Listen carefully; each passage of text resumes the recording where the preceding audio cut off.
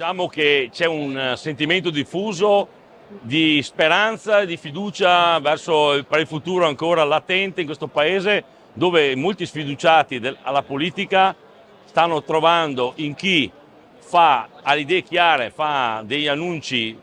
chiari e promettendo anche che a questi seguono i fatti, perché la politica il popolo è sfiduciato, perché di fronte a tanti annunci poi trovano politiche che tra destra e sinistra non c'è differenza. La politica della von der Leyen sono sostenuti in Europa tanto dalla destra, parte dalla destra, e tanto dalla centrosinistra, e quindi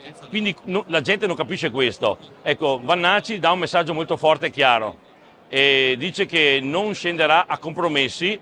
metterà al primo posto l'interesse dell'Italia. Noi non possiamo essere schiavi delle lobby finanziarie di che ci fanno litigare tra noi e poi alla fine sono quelli che conducono, come i polli di Renzo, conducono il sistema. Noi dobbiamo avere il coraggio di guardare prima di tutto l'interesse dell'Italia, fare gli accordi anche commerciali, anche col nemico, nell'interesse del Paese, anche perché quelli che ci fanno fare certe scelte non sono certamente amici, fanno prima i loro interessi, per carità, alleati con tutti, ma sudditi con nessuno. Io credo che noi italiani dobbiamo prima di tutto essere consapevoli dei valori che rappresentiamo, delle nostre radici, di chi siamo. Quando noi rinneghiamo noi stessi, disconosciamo la nostra identità, come possiamo porci al mondo se prima di tutto non sappiamo riconoscere noi chi siamo?